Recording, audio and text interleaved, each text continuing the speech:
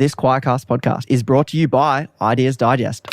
In a world dominated by fake news and cancel culture. Sounding a little bit, right-wing conservative, fake news, cancel culture. So let's reframe. Fair. In a world dominated by intolerance, bigotry, and ignorance, I think that might be going too far left-wing progressive. Just keep going. All right. The Ideas Digest podcast is all about exploring different viewpoints and challenging your own beliefs. In each episode, we flip a coin to determine which side of a controversial societal issue we will debate. We then compete to persuade someone to change their mind. Insert montage here.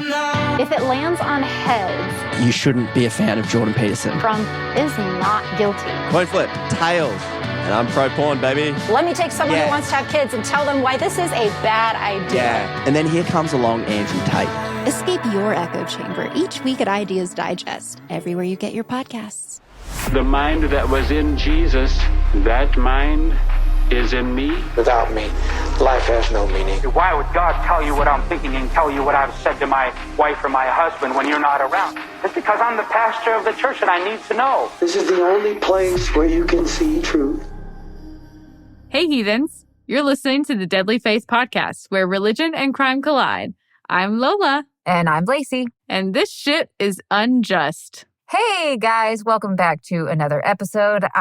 We have been sitting in front of our computers for an hour and a half because my computer just decided to not register my microphone, and we know very little about technology. And all it took was restarting my computer. Like every tech person would ever tell you to begin with, did you restart your computer? I finally did after an hour and a half. Yeah, it was absolutely crazy. But Good Lord. I feel like I'm out of breath from this whole thing. I know. I'm like, we haven't even started. And we were like, wow. I think I was actually holding my breath a little bit when we were trying to figure things out because I was like, what's happening? I know. I thought I was going to have to go buy another mic, and I've already spent like literally $1 million. I'm being hyperbolic, but seriously, I've spent so much money this week on birthdays and Father's Day stuff. And I'm like, I'm a millennial that's broke, and please stop. I can't do this again. Tell me about submarines. Okay. So Lola, guys, she has no idea about this whole Titan submersible. I don't want to call it a submarine that has gotten lost. She's heard a little bit about it, but she's like really confused. Okay. I have no idea what's happening. Really quick, we're only going to spend a few minutes on this so we can jump into today's episode. But so there's a submersible. It's literally a tube. It's a fucking tube. And in the back of this tube, there's 2 computer screens that like let you see what's going on the outside of the submersible. And the way that they guide this submersible to where they want it to go is with a game controller. It's literally a Logitech game controller that's Bluetooth that you can buy off Amazon for like $40. Okay. So this guy, who's a freaking billionaire person, has designed and made this submersible. And they say that it's to like look at the Titanic as it's being deteriorating. And he has convinced a bunch of very rich billionaires to pay to go on this expedition. Okay. Mind you, there's like this tiny little window that's like this big. Is that what they're looking out of? And that's what they're looking out of. And it's right beside where you shit. And this whole tube is the size of like a minivan. Like, stop. And you have how many people are in it? Or 5 people are in it. Okay. Why do y'all fart?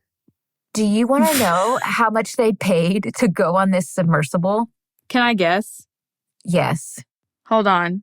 Is it thousands or hundreds or? Thousands. Thousands. I'm going to say 50,000. No. Okay. No. $250,000. Oh, I thought I was like overestimating. No. $250,000 these people spent to go on this submersible, to go down and see the Titanic. It's a 2.5 hour like dive to the bottom. It's like 2.5 miles down. Takes them 2.5 hours to get there. You know, they have clear documentaries about the Titanic where you can see it from the comfort of your home. Fucking seriously. Okay.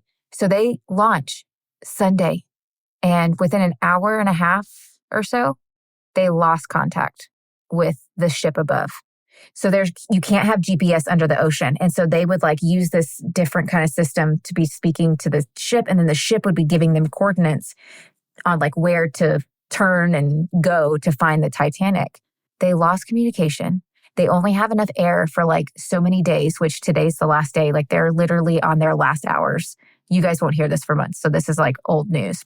But there's literally like 5 people. So there's the owner, another kind of like person that works for him, and then a billionaire, another billionaire, and then another billionaire and his son, who's like 19.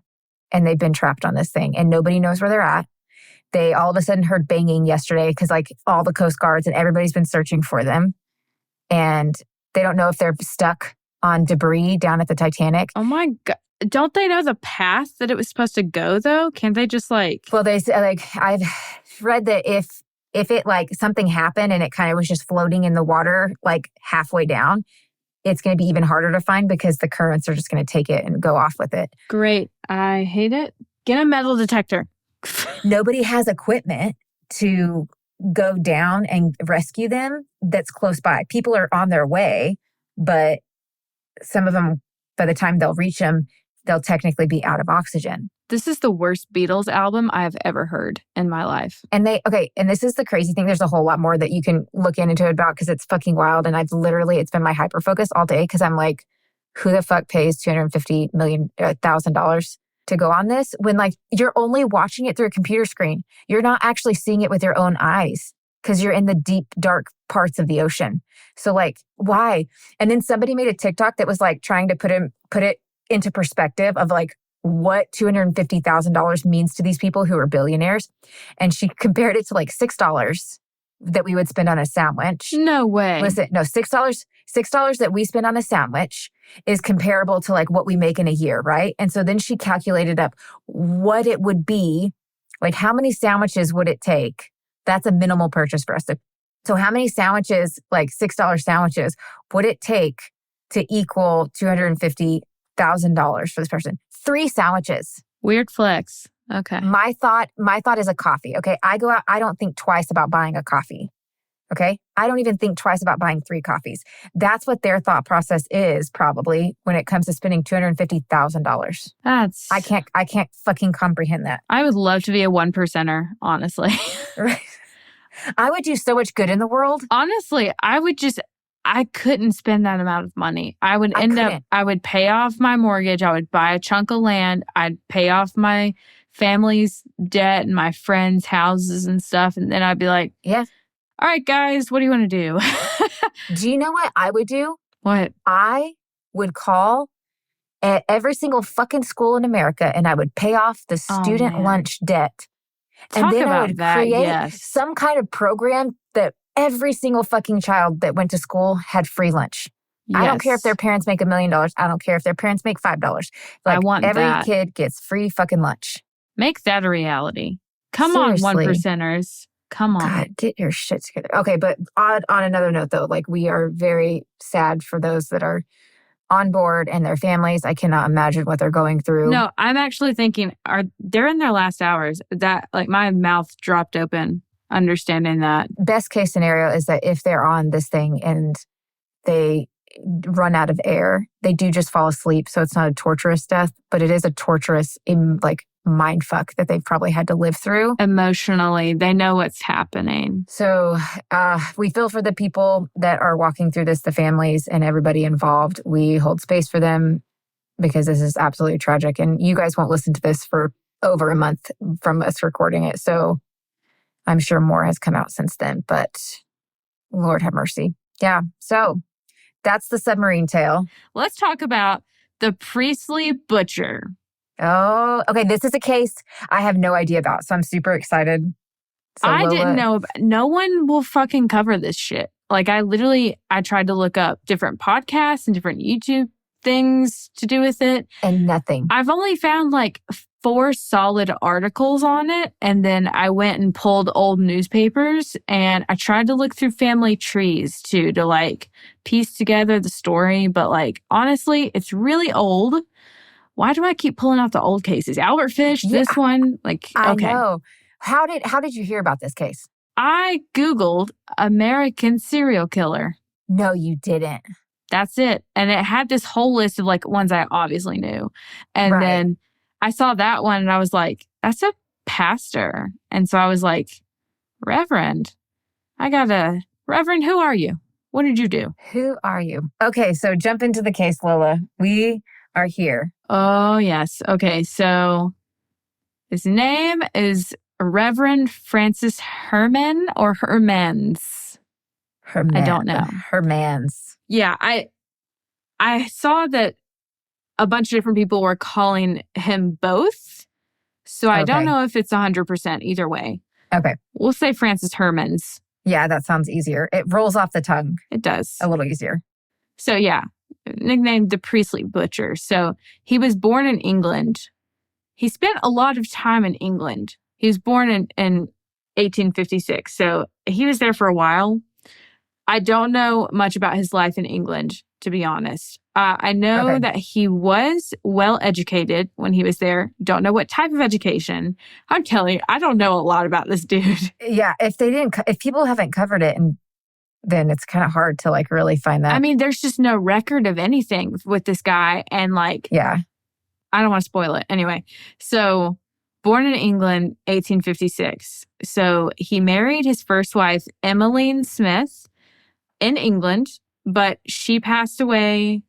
Weird, unknown circumstances. Don't know what happened. She's just dead. Don't know. They were not married for a long time, from what I gather. Huh. He moved to the U.S. in 1891, and he married again, and her name was Bertha Wagner. Bertha. They lived in Minnesota. Minnesota. Bertha's in Minnesota.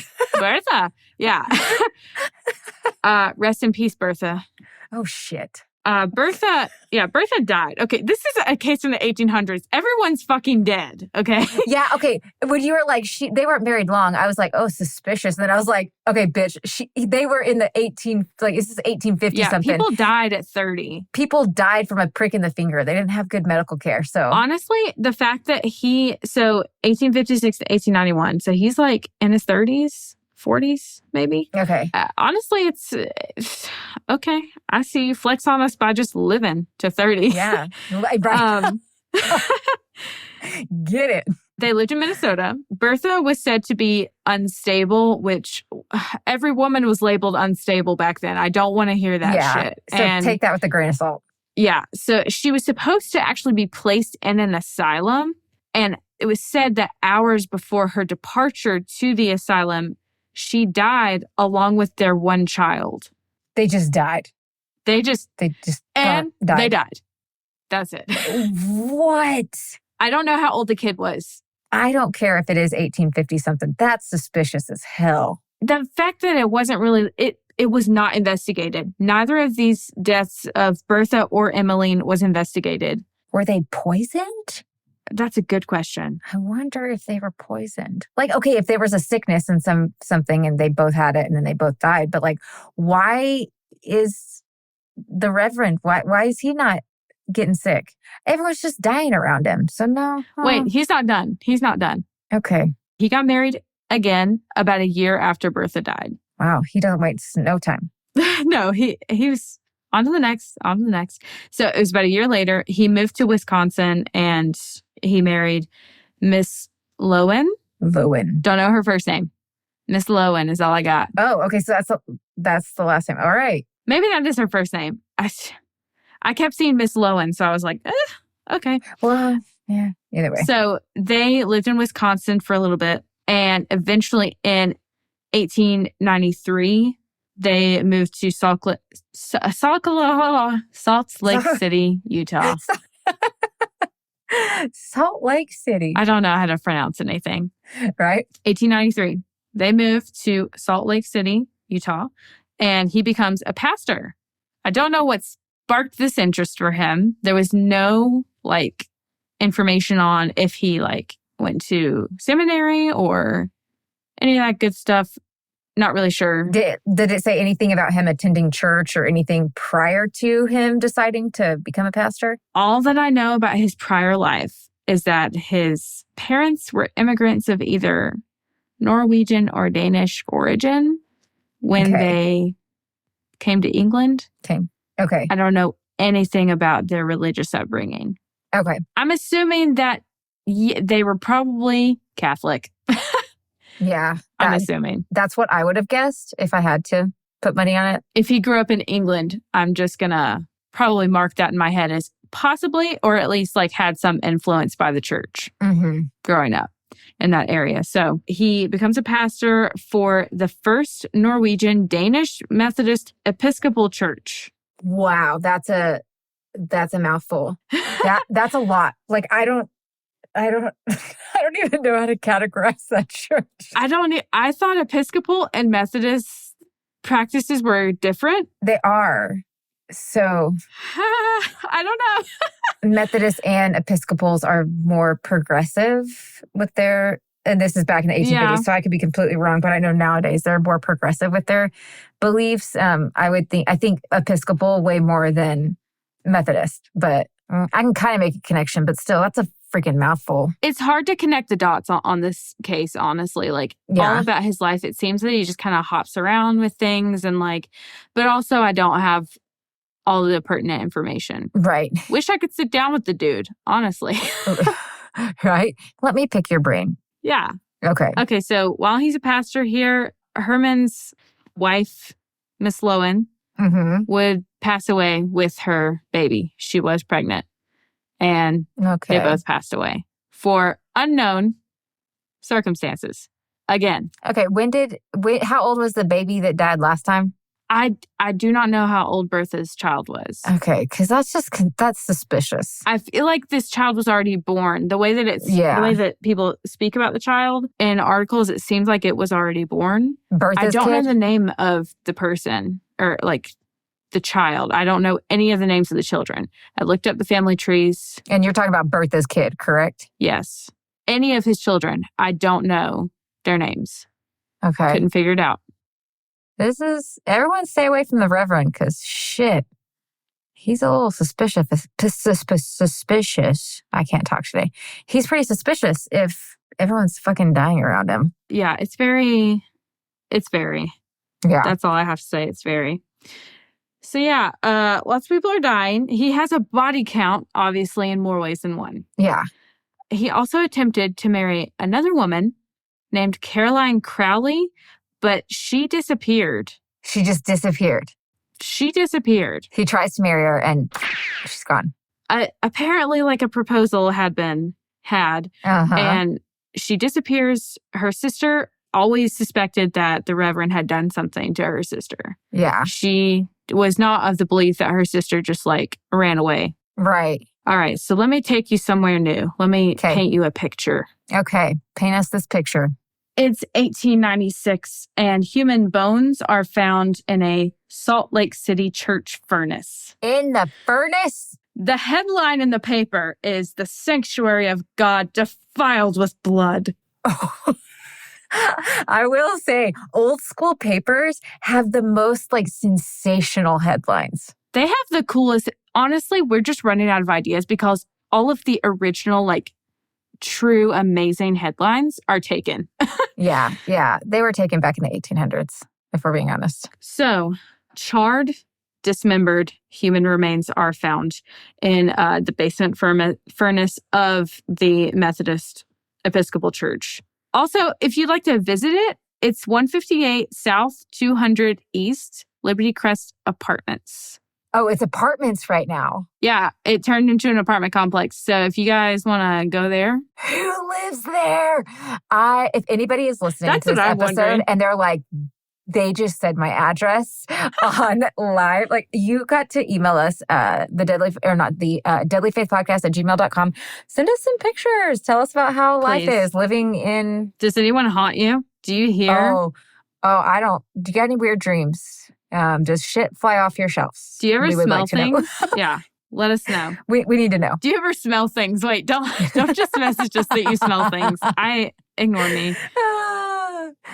Okay, so at the time of this discovery, charred remains discovery, Reverend was still a pastor there, but was in Chicago on business. This used to be a thing with churches where they would have like a living space above the like church hall, whatever. Okay, yeah. A guy named John Hanson lived in the second-story apartment that was above the church. Okay. And he was also just a member there. I think he was a janitor. I was just about to say, was he kind of like the groundskeeper I think he like handyman type thing? Someone called him a janitor in an article, but I don't. Okay. He could have been so much more than just like cleaning crew. Could have just like been a groundskeeper kind of thing. So yeah, he lived above the church. He was part of like the board of trustees, all that good stuff. So he was very involved with like the actual building and the congregation and the reverend. Yeah. He heard about this like unusual fire, and it was unusual because the furnace was literally never used in the church because it apparently had almost burned down the church years prior to this. Okay, so they just avoided it altogether. Yeah. He was like, what is happening? We don't ever use that thing. I don't use that thing. And I feel like he would be the person that would be in charge of like cleaning it out or like... Exactly. You know, I don't know, stoking the fire. Yeah. Who knows? So he like hears or smells something and he's like, he went on Bailey Sarian on us and was like, that's suspicious. That's suspicious. Yeah. Yes. He, did some investigating. Also at this time, when the Reverend was like away on business, whatever. In Chicago. In Chicago. He had hired some lady named Henrietta Clausen. She was 25. She was a Swedish immigrant. He hired her to kind of, I forgot exactly what they called it, but pretty much it means take care of my office and like answer the phone for me if somebody like calls, I guess. It kind of, but like she also like... They called it something different. She also is like kind of maid service too, I think. Okay. He just needed someone to be there in case like someone came to the church and like, I guess needed something or... Yeah. And then also kind of like tidy his office, organize stuff, I assume. Okay. So she was just like a all-in-one service for him, I think. Yeah. One-man band for all his secretarial needs. Henrietta, while he was away, she was supposed to be doing all that stuff, Yeah. These two things happened before the fire. So him being away on business and hiring Henrietta. Yeah. These were before the remains were found. Okay. Henrietta, she did a lot of correspondence to her friends. Like she had friends in Nebraska. Yeah. And it was very she was up on her correspondence for sure. Right. So they heard from her on the regular. She was also friends with Mr. Hansen too. So he knew her and they got along well. I'm sure they bonded a bit when she was taking care of the office and stuff. Yeah. Henrietta goes missing. Ah, shit. I knew that's where this was going. She goes missing. Dang it. Poor Henrietta. So, yeah, Henrietta, she goes missing. And obviously, Hansen, he's getting a little bit, he's like, what's going on? My friend is gone, and now I've discovered there was a fire of sorts that I was unaware of on the grounds that I keep. And so, he's snooping. He's doing his thing. He also said that he smells this horrible stench. Normally, when someone says that, it's meaning the smell of death. Death, yeah. Okay, and you said Hansen. That's the guy that lives upstairs? Yes. Okay. Henrietta Clausen, and then that guy, which is, what is his first name? I just totally forgot. I just keep calling him Mr. Hansen or Hansen. And then John Hansen. He's the one that lived upstairs. Okay, and then the Reverend's name... I'm drawing a blank. Francis Hermans. There's so many, so many that are so close. So I was a little confused. Okay. They all kind of morph into the same name somehow. Herman, Henrietta, and Hansen. Jesus, there's so many H's. Okay. All right, following. Here we go. So after Henrietta's whole disappearance, and it started to kind of spark whispers in the church, Reverend kind of made himself scarce, kind of went off to do other church conferences, whatever, what have you. But while he's gone, Hansen's not done looking around. So he actually, while he was in the furnace, he was sifting through the grate. Yeah. Where stuff gets caught from being burned or whatever. So did the fire happen before Herman was out of town? Or no, Henrietta goes missing and then the Reverend makes himself scarce, and then the fire happens, correct? Hermans hires Henrietta. That's so many H's in one sentence. I know. He hires Henrietta to watch his office while he's away on business, what have you. Okay. He kind of forms he gets to know her and stuff. They have a friendship, and he's like, hey, Lee, watch my office while I'm out on business. She's like, sure. So she's doing all this. She's part of the church. She is getting close with Hansen as well and other members of the church, making a new life for herself because she's an immigrant from Sweden. Yeah. So he comes back from his trip, he meaning Hermans, Reverend. Hermans, the pastor. Okay. And when he comes back, Henrietta goes missing.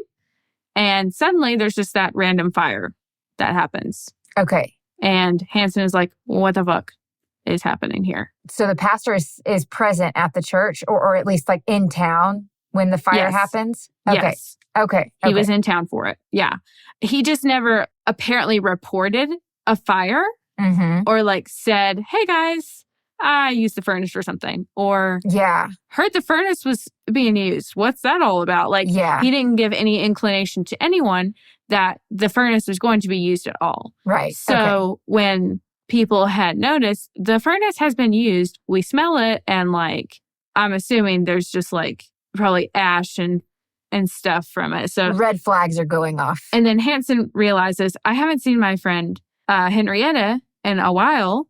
And then he reached out to her friends and they're like, we don't hear from her. She doesn't write us back, which is super odd because she's always up to date on correspondence. Right. So Hansen's like, I gotta know what's happening in my house. And he's already smelled the furnace. And so he starts poking around. Okay. Yeah. Okay. He's smelling bad things, of course. Yeah.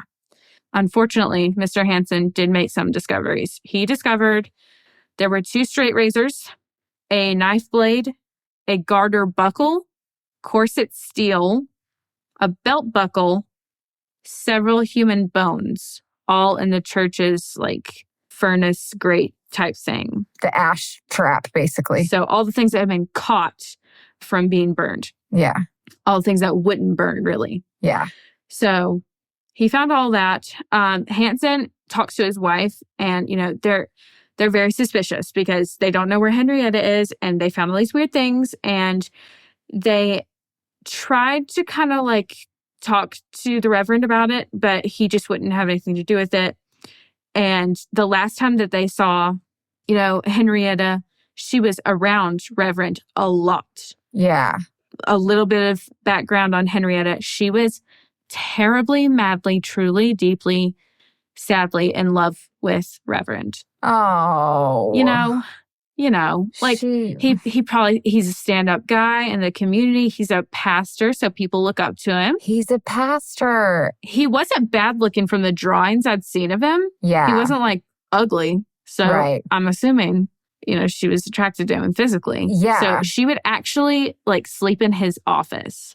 I think that she wanted to study scripture with him and then would fall asleep in his office and stuff. And shut up. She went out of her way pretty much to serve this man. She had it bad. Especially, and I'm sure she just jumped at the gun whenever he was like, will you watch my office while I'm away? Will you do this for me and this and this and this? And so, yeah. Oh my gosh. Poor thing. The Reverend said that he had never slept with her or anything. Bullshit. Obviously, rumors were circulating, I'm sure. There's no entertainment at the time, really. Yeah. So you got a lot to talk about. Gossip is gossip, and it wasn't any different in the 1850s. It doesn't change. Early 1900s. Yeah, it doesn't change. Yeah, Reverend denied, any sexual relationship with Henrietta, but said that Henrietta had definitely propositioned him. So he's about to slut shame her super hard. I was about to say, he's about to, he said, oh, she tried to get me in bed, but I just sternly, refused. No, never. I am too upright. I'm a man of God. Yeah. Yeah, one of those things. Heard that before. He actually told them The reason that she's not here anymore, the reason that she's like disappeared is because she went to go be a dancing girl, like a prostitute, and like lives in a brothel now. No. And like they just took him at his word too.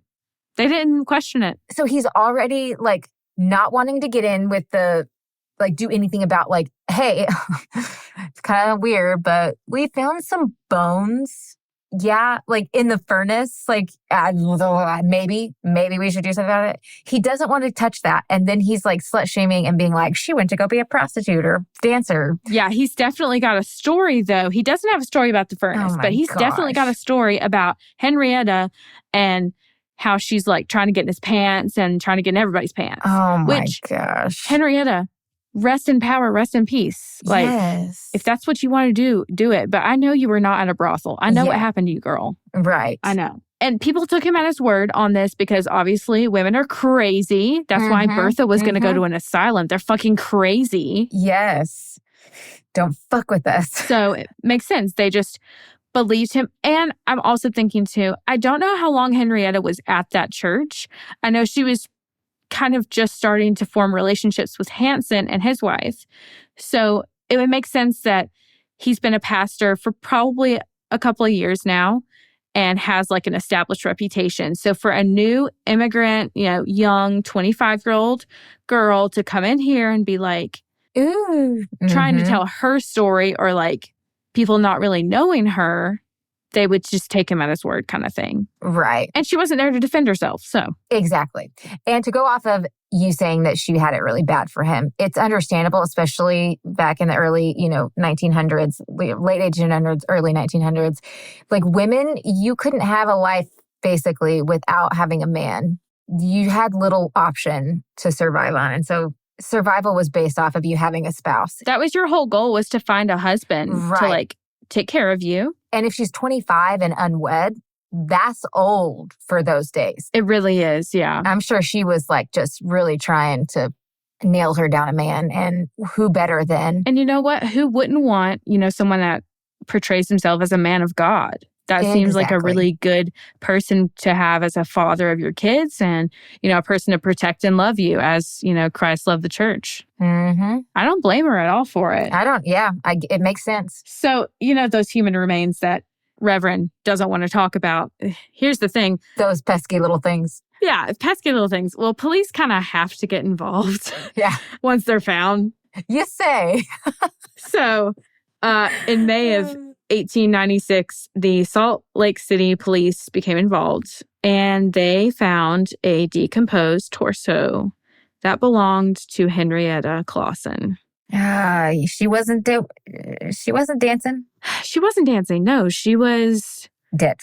Yeah, unfortunately. So obviously Hansen didn't find her because she was buried beneath the dirt floor, like the basement dirt floor in the church. Oh, okay. Yeah. So it had been buried. So this had not been burned?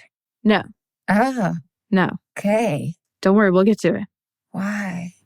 We'll get to it. Oh, shit. They found obviously the rest of her decomposing torso. Mm-hmm. Also, they found bloody overalls that did belong to the Reverend. Oh. They found 2 false teeth that were Miss Clausen's. Mm. And a bloodstained like wood barrel. Oh, okay. I don't know. Well, okay. I have a theory, but keep going. I might be able to fix that theory or, okay, I don't know, corroborate it, whatever. The door to the furnace was about 10 by 6 inches. He's not called the priestly butcher for no reason. Okay. So those bones, they found, there's a reason that like he probably didn't have the tools to cut up a torso. That makes sense. Okay. Because like the sternum and spine, they are very durable bones. Yeah. Ribs too. They're made for protection. So, and if you don't have a medical background to know where to cut and everything, it's like, from what I've heard, never done it myself, but you're shit out of luck. Yeah. With the furnace entry being 10 by 6 inches, it's thought that the barrel was used as a butcher block to dismember the body to fit it in. I was thinking he like stored her body parts in there to transport them to the the furnace. I mean, you could be right about that too. But if the blood was on the outside, then that makes sense. It was. And see, it says that it was just a blood-stained wood barrel. So it could have been inside and outside. It could have been both. Yeah. But police are searching more in the church, and they find some stuff in the Reverend's study, which were clothes and like other items that apparently had belonged to Miss Clausen. But they also found something else. They found more items that belonged to a Swedish immigrant, Miss Annie Samuelson. Another woman. Another woman. Can you believe that? I tell you, the body count just keeps going. This is somebody we haven't heard of, correct? I haven't heard of Annie. No. You haven't mentioned Annie. This is new. This is a whole other woman. Annie is new. Jesus Christ. Reverend? Yeah. The fuck? Read your fucking Bible.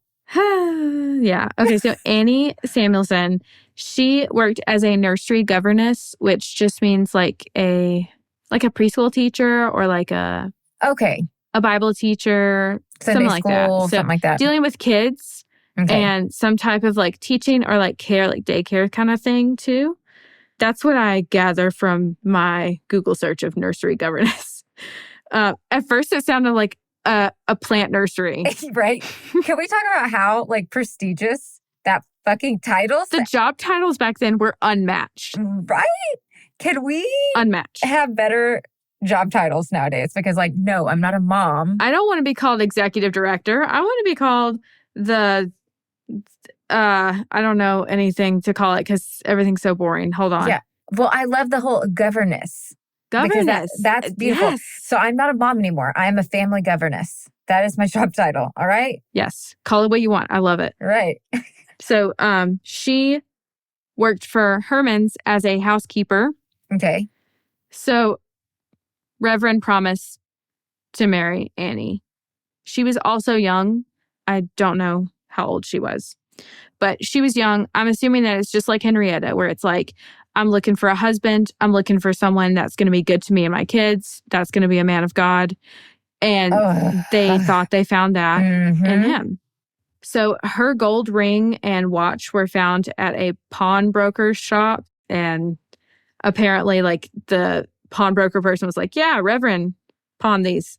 Okay. Direct evidence right there. Okay. I'm already getting mad because your word was, this is unjust. And so I'm getting frustrated because I'm like, there's a lot of fucking evidence.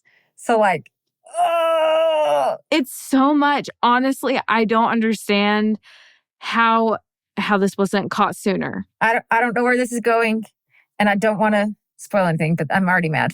So obviously, Annie's stuff is found in there, like in that study. So I'm backtracking to that. So also, there were bottles of poison, chloroform, other drugs, some of which produced abortions. No.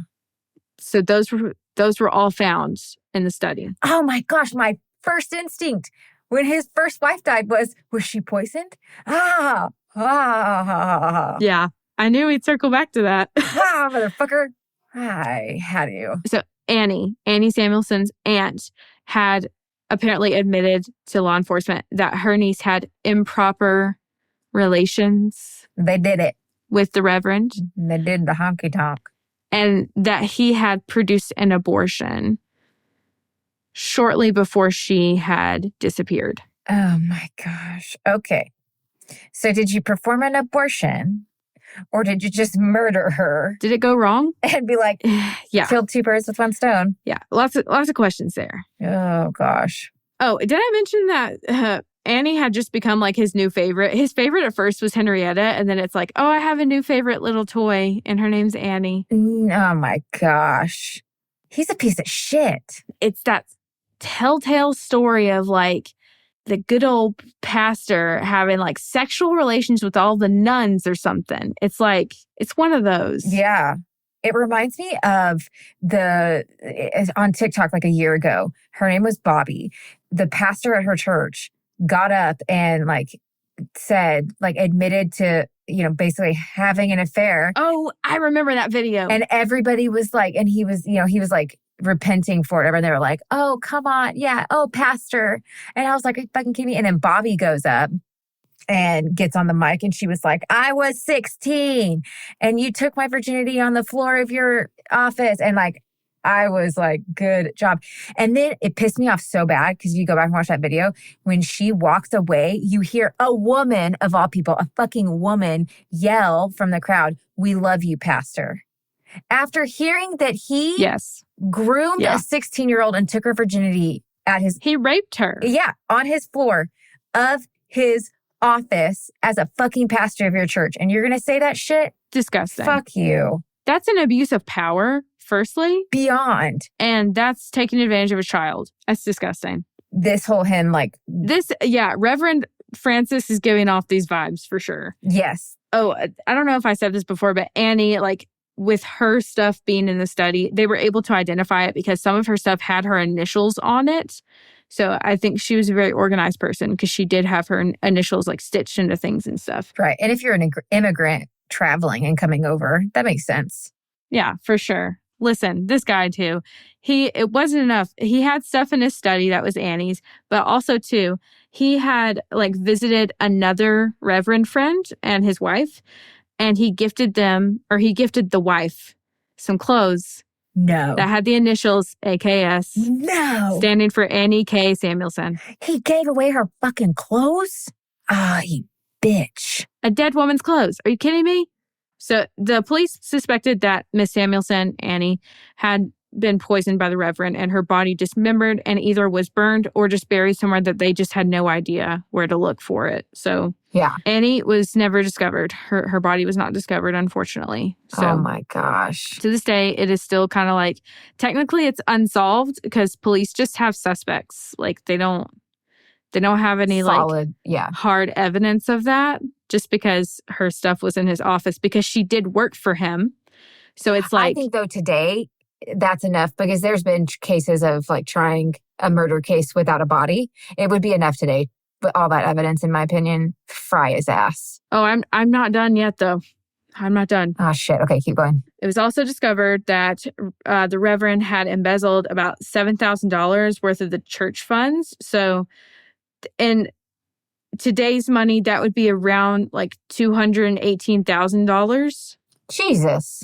And he had been married 3 times. In each instance, every wife had died. And then 2 of his 3 children died unusually. I don't know about the 3rd one. I never found anything about the 3rd one because I thought, did that one live? Or like, did that one... I don't know. That's crazy. And then the sister of his 2nd wife went missing. And apparently he did cash out on their life insurance policies as well. Oh, of course he fucking did. And at the time, it was only for like $500. But in today's money, that would be about 15, 16 grand, give or take. Cover a funeral cost, basically, in today's world. Yeah, about. Reverend fled after everything started coming out where they were finding Annie and Henrietta's stuff. Oh. He fled Salt Lake City. Gee, I wonder why. And he was never apprehended. He was never arrested and never charged. And then that Scandinavian church was demolished in 1906 and is an apartment building that was constructed in about 2016 and now occupies the area. Is this it? This is it. This is how it ends? This is the worst cliffhanger I've ever met in my life. This is horrible. It's honestly the worst. So like, we don't know where he went. His crimes spanned from like 1890 to 1896. He fled soon after he was starting to get linked to the disappearances. So I think police were starting to question him. Yeah. I think he was taken in for interrogations, but he's a man of God. He's well known. Oh, the police probably went to church there too, you know? Right. So probably. From like 1896 to 1897, there were like possible sightings of him, but nothing was confirmed. A bunch of random men were mostly being accused of like, are you him? Kind of thing. But oh my gosh. And these were mostly sightings like terrifying. In Canada, I believe. Yeah. For the most part. So well, if you're gonna run, you're gonna run. Yeah. You know, so that makes sense. That's the easiest place for him to go, basically, if you're going to go to another country outside of America, from Utah. You're going to go to Canada, so... Well, he definitely stayed out of the spotlight. I don't believe he ever got married again. I couldn't find anything else on him. They don't know if he's dead, alive, stole identity, anything like that. They don't know anything that happened. obviously he's probably dead. Well, he's dead now, obviously. If he's still alive, listen, maybe he deserves to be alive if he's still alive. Right. How the fuck are you doing that? Yeah. He reminds me, okay, the whole like giving away the dead people's belongings.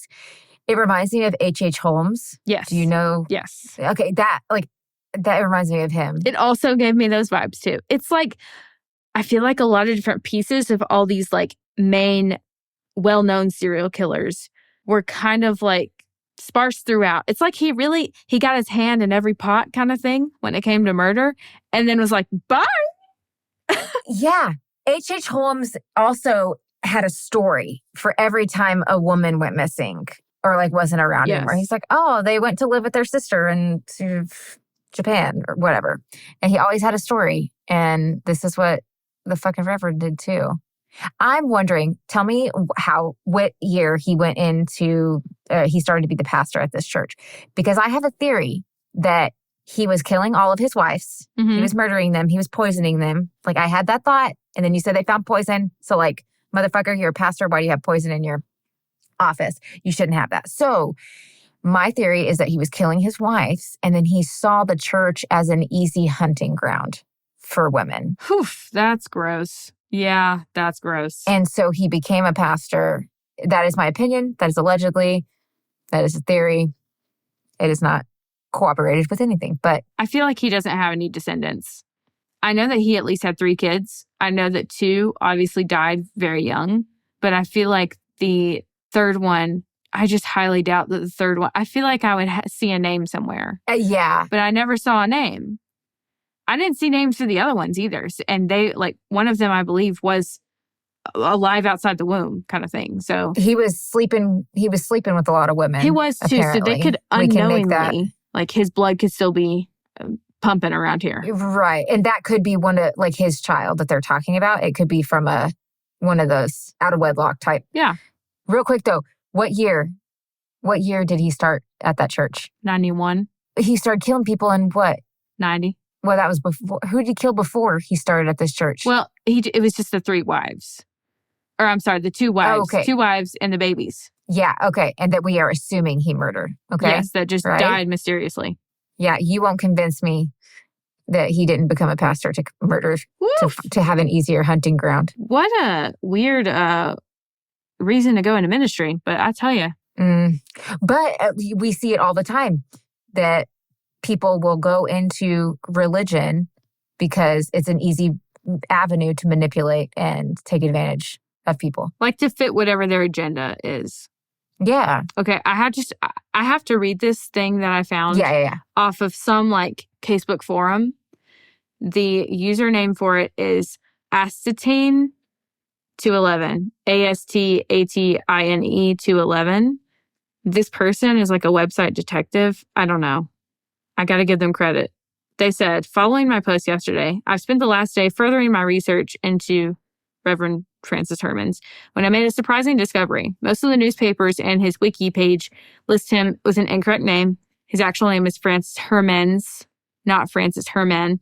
That's why I'm more inclined to call him Francis Hermans. Okay. I know this from research in Utah archives, and I've currently got a request for his case file pending. If I receive it and there's anything of interest, I will update you all. This led to an exciting discovery. Hard evidence that a serial killer who dismembers his victims was operating in London at the time of the torso killings. So it is possible that he's also part of the torso killings. No. Francis Hermans, who murdered between 2 to 8 people in America between 1891 to 1896, was living in Rotherhithe, London. I probably said that wrong. Between the years of the torso killings and JTR. His job was a London city missionary and was a naturalized British citizen. Even if he doesn't have any relation to our cases, it looks like I'm going to have to update his wiki page. Also shows his wife in England, who he most likely murdered. We now know they got married in 1882 until her disappearance. Whatever. So he goes on in a longer post.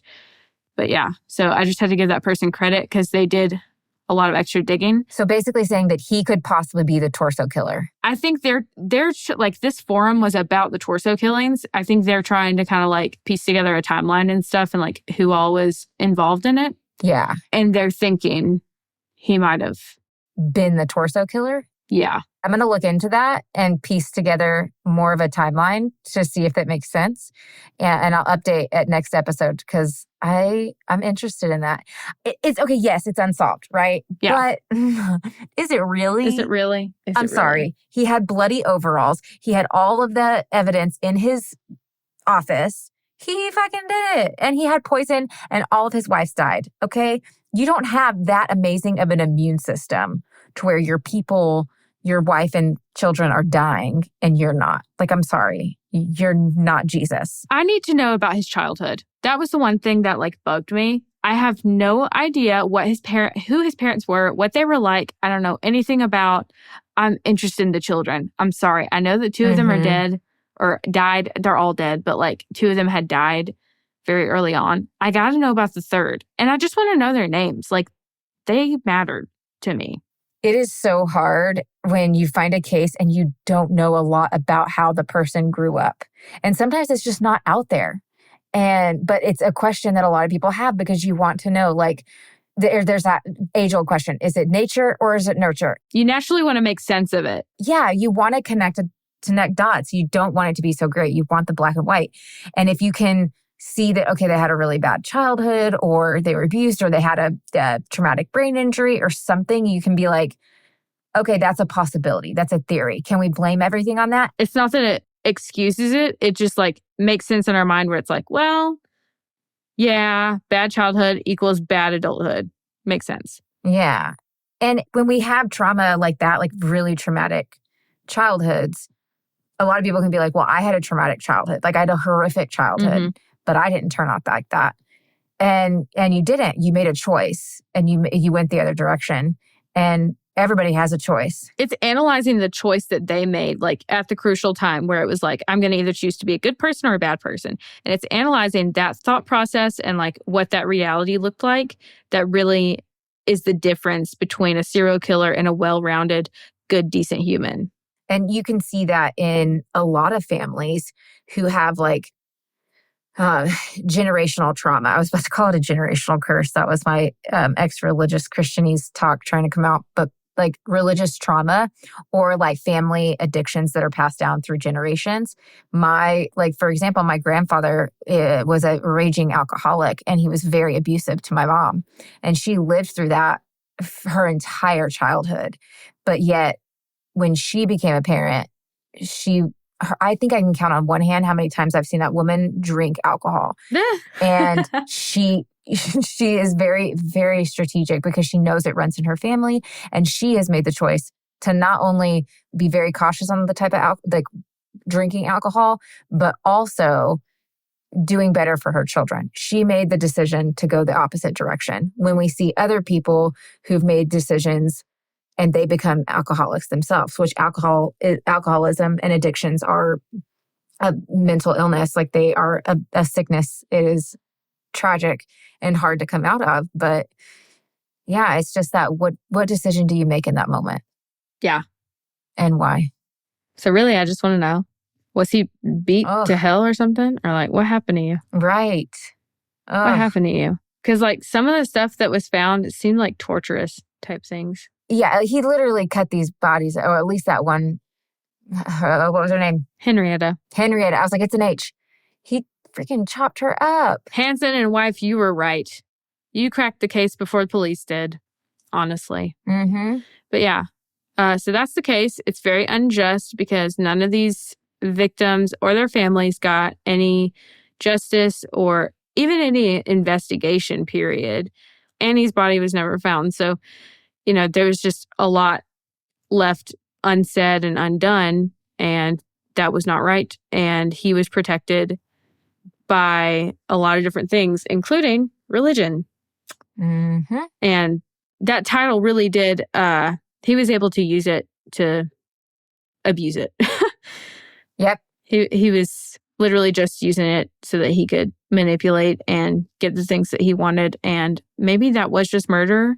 maybe it was a sexual encounter gone wrong or abortions gone wrong. I don't know. Yeah. But no matter what, people died and he wasn't truthful about it, in my opinion. Yeah, that one is frustrating that there's no like hardcore justice. Like, yes, we know that he did it, but there was still like, he wasn't brought to justice. He got to live out his life in quote unquote freedom. Mm-hmm. Like, yes, he was on the run, but he still got to live his life out. And I hope he fell on a cactus and got a staph infection. I'm sure it wasn't that hard to steal somebody's identity and just make a new life super easily and not be caught. Because, I mean, it was the 1800s. You could do whatever you wanted, really. I hope he tripped and fell on a cactus, got a staph infection, and he died slowly and painfully because he couldn't get medical care. And his dick fell off. And his dick fell off. Don't forget the insult to injury. Exactly. Come on. Yes. Okay, Luna, not Luna. Hi, guys, my dog's name is Luna, and I call Lola Luna You can all call the me time. whatever you want. Oh my gosh. Don't call me funny. late at night. That's it.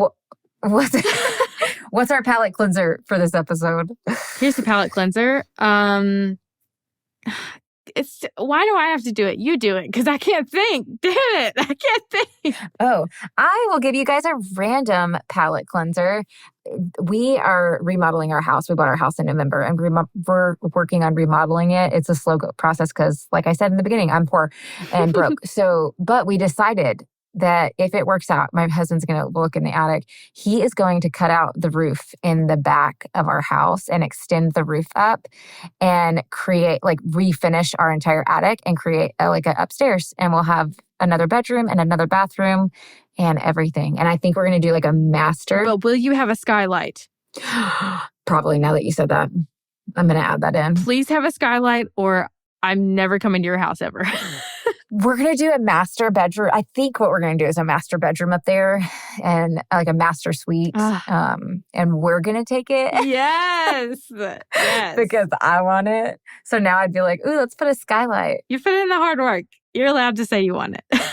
Yeah. So there's our palate cleanser. That's so cool. There's our episode. Yeah. There's our episode for this week, guys. I hope you liked it, enjoyed it. I always feel weird saying that. Maybe I should figure out something else. I hope you took something from it. I hope that you took something from it, whether good or bad. Yes, that is what we need to say. I hope that you hydrate because it's hot out here, man. Yes, drink some water and take a nap and don't be a dick. And we will see you guys in the next episode. Also, Heathens, if you're enjoying the show so far, please remember to subscribe on whatever platform you listen to us on and leave us a review because your salvation depends on it. No, I'm just kidding. But seriously, leave us a review because we would absolutely love it. Deadly Faith is brought to you by Choircast Network. It's produced by Laci Bean and Lola Robbins and audio engineered by Eric Howe. Thanks for listening.